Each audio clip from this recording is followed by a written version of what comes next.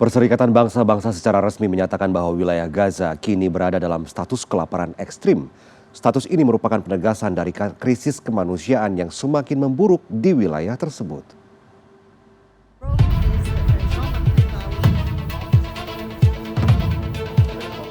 Dalam jumpa pers yang digelar dari Roma dan New York, Direktur Kantor Darurat dan Ketahanan FAO, Rain Paulson, menjelaskan bahwa wilayah Gaza kini masuk dalam klasifikasi tahap ketahanan pangan terpadu fase 5, yang merupakan tingkat terparah dalam klasifikasi ketahanan pangan dunia. Lebih dari 514.000 orang atau hampir seperempat dari total penduduk Gaza dinyatakan menghadapi kondisi katastrofik. Jumlah ini diperkirakan meningkat menjadi 641.000 orang pada akhir September 2025. Analisis ini disusun oleh 50 pakar dari 19 organisasi internasional dengan mengacu pada data antara 1 Juli hingga 15 Agustus lalu. Standar penilaian yang digunakan mencakup 3 indikator utama: kelaparan ekstrim, kekurangan gizi akut, dan angka kematian akibat kelaparan yang melebihi ambang darurat. As a reminder, classifying famine means that the most extreme category is triggered when 3 thresholds are crossed. Those are extreme food deprivation or starvation, acute malnutrition, and that starvation-related deaths have also passed the emergency threshold. The latest analysis now affirms, on the basis of reasonable evidence, that these criteria have been met. Dari World Food Program, Jan Martin Beer menyebut ini sebagai krisis ketahanan pangan terburuk yang pernah mereka catat di Gaza. Ia juga menekankan bahwa untuk pertama kalinya dalam 2 dekade terakhir terjadi 2 kelaparan secara bersamaan di Sudan dan Gaza.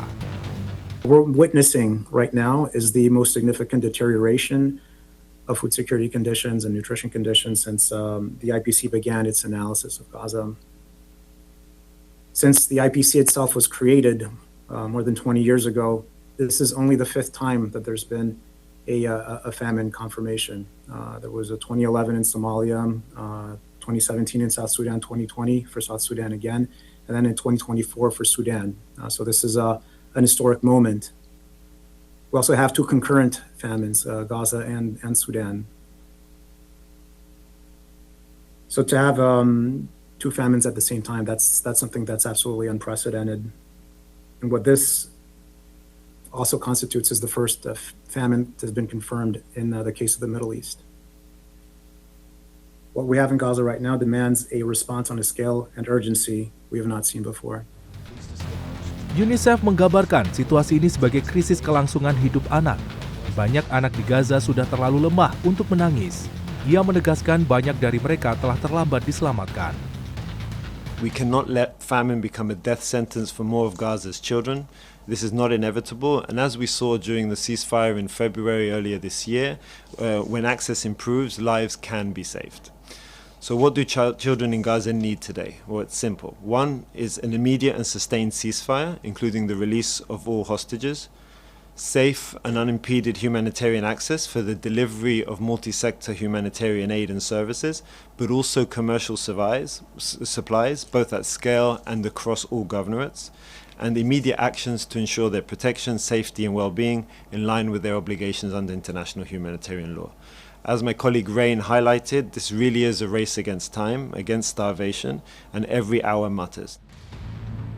Sekretaris Jenderal PBB Antonio Guterres melalui juru bicara Daniela Gross de Almeida menyebut kelaparan di Gaza sebagai bencana buatan manusia dan kegagalan umat manusia. In a statement issued early this morning, the Secretary General said that just when it seems there are no words left to describe the living hell in Gaza, a new word has been added: famine. This is not a mystery, he said. It's a man-made disaster, a moral indictment, and a failure of humanity itself. Kini, PBB terus mendesak untuk segera gencatan senjata, pembebasan seluruh sandera, serta akses kemanusiaan yang penuh dan tanpa hambatan ke seluruh wilayah Gaza. Dengan hampir setengah juta warga Gaza terjebak dalam kondisi kelaparan ekstrim dan anak-anak menjadi korban paling rentan, ini menjadi peringatan mendesak bagi dunia internasional untuk segera bertindak agar situasi tak semakin memburuk.